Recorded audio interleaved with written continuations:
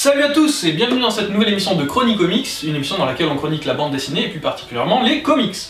Nouvelle saison, nouveau générique par l'excellent Sébastien Vélez, mais aussi nouveau décor.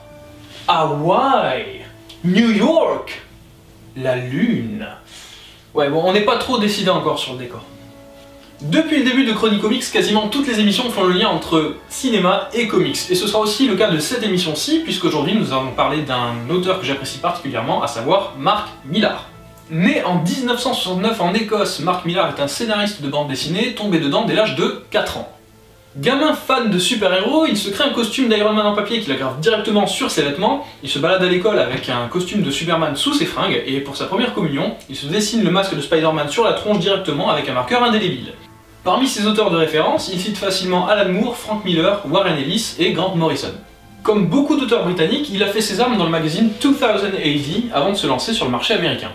Scénariste prolifique, il a travaillé pour beaucoup d'éditeurs sur de nombreuses séries différentes, autant aux États-Unis qu'en Grande-Bretagne. Puis il s'est attaqué à ce qu'il appelle le Millar World, un univers fictif composé de plusieurs mini-séries dont il possède pleinement les droits, comme Kick-Ass par exemple. Parmi ses œuvres disponibles en France, citons des comics pas mal connus et appréciés comme Wolverine and Vendetta, Marvel Knights Spider-Man, la suite de Warren Ellis sur Authority comme on dirait chez nous, Nemesis, Wanted ou encore son travail sur les 4 Fantastiques et Ultimate X-Men. Parmi ses œuvres disponibles en France, citons aussi des comics très connus et très appréciés comme Ultimates, Old Man Logan, Superman Red Son, Kick-Ass et Civil War. Autant dire qu'il est l'auteur de véritables pépites et best-sellers. Enfin, il y a aussi d'autres séries pas encore disponibles en France, mais ça ne saurait tarder. Des séries qui sont relativement appréciées aux États-Unis, comme MPH, Starlight, Jupiter's Legacy, mais aussi Kingsman, Service Secret, dont je vais vous reparler dans un instant. A mon avis, Mark Millar est un excellent exemple de lien entre comics et cinéma.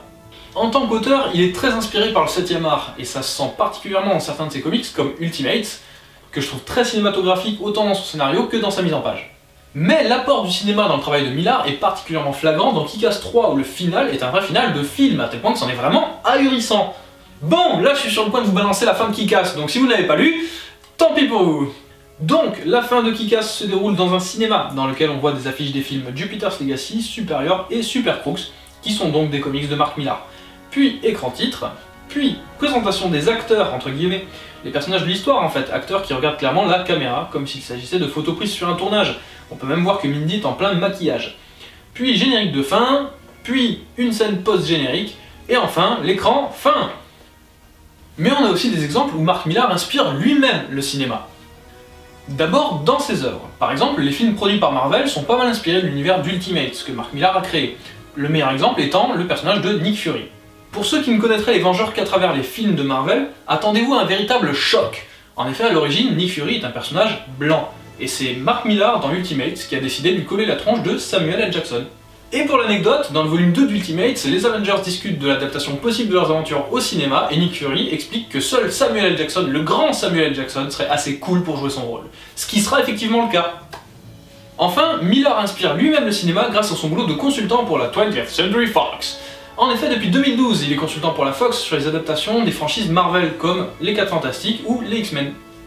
Plusieurs des œuvres de Mark Millar sont adaptées sur grand écran, parmi lesquelles 3 comics du Millar World, Wanted, Kick-Ass et Kingsman Service Secret. Kingsman Service Secret qui a la particularité d'être réalisé par Matthew Vaughn, qui est aussi co-scénariste aux côtés de Mark Millar du comic book du même nom. On reproche parfois à Mark Millar de faire des comics popcorn, comme certains réalisateurs font des films popcorn, c'est-à-dire des œuvres à la fois cool, efficaces, qui sont de bons moments de divertissement, mais sans trop de réflexion. En fait, Mark Millar connaît son public, il sait ce que les lecteurs aiment, et il le leur sert, tout simplement. Bon, après, je ne cache pas que Mark Millar n'a pas toujours été très efficace. Super Crooks, par exemple, ne présente pas grand intérêt, malgré un concept plutôt intéressant. Quant au comic book Kingsman Secret Service, ce n'est qu'une ressucée, ce n'est pas sale, de l'excellent Wanted, mais en beaucoup moins bien, selon moi en tout cas. Et maintenant, quelques idées lecture, les incontournables. Alors bien sûr, il y a Wolverine, Old Man Logan, bien sûr, il y a Civil War que tout le monde connaît, mais aussi le classique Superman Red Son, vraiment super. Mais aussi Wanted, un vrai défouloir avec du vrai Eminem dedans. Mais aussi Ultimates, dont j'ai déjà parlé, qui est très très bon. Mais aussi Kick-Ass, absolument super. En conclusion, entre son boulot de scénariste, son boulot de consultant pour la Fox et les adaptations ciné de ses comics, Mark Millar est un bon exemple de lien entre le 7e et le 9e art. C'est un excellent scénariste qui réfléchit de plus en plus en termes de cross-média. Reste à voir ce que ça va donner vers l'avenir, mais je reste assez optimiste. Comme toujours, j'espère que cette émission vous a plu, n'hésitez pas à commenter, partager, liker, rejoignez-nous sur Facebook, et à la prochaine avec un nouveau décor!